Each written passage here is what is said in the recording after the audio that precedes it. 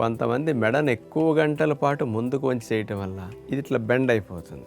పూసల స్ట్రక్చర్ అంతా వంగి ఇట్లా ఉన్నందుకు నడుము కూడా అట్లా అవుతుంది. ఆటోమేటిక్ ఎక్కువ అట్లా ఉంటే అలాగే షేప్ మారిపోతుంది. దాన్ని కరెక్ట్ చేసుకోవటానికి సులభంగా కొన్ని వ్యాయామాలు, కొన్ని ఆసనాల భంగిమలు మనం చేయగలిగితే మళ్ళీ ముందు కొంచెం దానికి విరుగుడుగా వెనక్కి కొంచితే పరిష్కారం అయిపోతుంది. అలాంటి కొన్ని పోస్చర్ కరెక్షన్కి ఉపయోగపడే స్పెషల్ వ్యాయామాలు చూడండి. తలనొప్పి, మెడ నొప్పి తగ్గటానికి మెత్తగా కాటన్ టవల్ని ఫోల్డ్ చేసేసి అలా పెట్టుకున్న తర్వాత మెడని ముందుకు వంచి ముందుగా నుదుటి భాగం టవల్ మీద ఆనేటట్లుగా పెట్టి తలని లెఫ్ట్ నుంచి రైట్కి, రైట్ నుంచి లెఫ్ట్కి, లెఫ్ట్ నుంచి రైట్కి అలా ప్రెస్ చేస్తూ రోల్ చేస్తాం అన్నమాట. దానివల్ల నర్వస్ రిలాక్సేషన్ జరిగి కొంచెం హాయిగా అనిపిస్తుంది అనమాట. పెయిన్ సెన్సేషన్, పెయిన్ మోసుకెళ్ళే నర్వస్ కూడా పెయిన్ని తక్కువగా క్యారీ చేస్తాయి అనమాట. ఇట్లా ప్రెస్ చేయటం వల్ల ఆ భాగంలో ఇట్లా ఒక 10 రౌండ్స్ వరకు నుదుటి భాగం టవల్ మీద ప్రెస్ చేస్తూ అట్లా రోల్ చేయాలన్నమాట. చాలా ఈ రకంగా చేసేటప్పుడు తలలో నొప్పి తగ్గడంతో పాటు మెడకి మంచి వ్యాయామం జరుగుతుంది కాబట్టి మెడ కండరాలు కూడా బాగా ఫ్రీ అయ్యి మెడ నొప్పి కూడా తగ్గుతుంది అన్నమాట. ఇక రెండవది, టవల్ మీద గెడ్డం పెట్టి ప్రెస్ చేస్తాం. ఎంతవరకు అట్లా ప్రెస్ చేయగలిగితే అంత ప్రెస్ చేసిన తర్వాత నుదుటి భాగం ఆనిచ్చి ప్రెస్ చేస్తాం.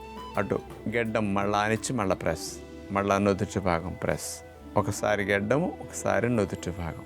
ఇట్లా కంటిన్యూస్గా ఒక 10-15 రౌండ్స్ చేయగలిగితే మంచిది. ఇట్లా గెడ్డం దగ్గర ప్రెస్ చేసినప్పుడు మెడ బాగా ఫ్రీ అవుతుంది, నుదుటి దగ్గర ప్రెస్ చేసినప్పుడు తల భాగం బాగా ఫ్రీ అవుతుంది. ఇక మూడవ రిలాక్సేషన్ టెక్నిక్, ఇక బొగ్గల భాగం, చెంప భాగం ఆనేటట్లుగా కుడి భాగం అట్లా ఆనిస్తాం, ప్రెస్ చేస్తాం. ఈసారి మళ్ళీ ఎడమ భాగం, ఎడమ దవడ భాగము, బొగ్గల భాగం అట్లా ఆనిస్తాం. మళ్ళీ రైట్ సైడ్ ఇట్లా alternative left and right side press చేయటం అనేది టవల్ మీద చేస్తాం. ఇట్లా ఇది కూడా ఒక 10-15 రౌండ్స్ చేయగలిగితే నెక్ పెయిన్, తలనొప్పి మరియు మెడ నొప్పి ఈ రెండు ఉన్నప్పుడు కాస్త వెంటనే ఉపశమనం పొందటానికి పెయిన్ కిల్లర్ వాడే బదులుగా ఇలాంటి ప్రయత్నం చేసుకుంటే మంచిదన్నమాట. బాగా వంకరగా ఉండి నొప్పి వచ్చి ఇబ్బంది పడేవారు 2 పూట్ల వీటిని అభ్యాసం చేయండి. సమస్య ఏమీ లేదులేండి, భవిష్యత్తులో రాకుండా అనుకునేవారు 1 పూట చేస్తే చాలు.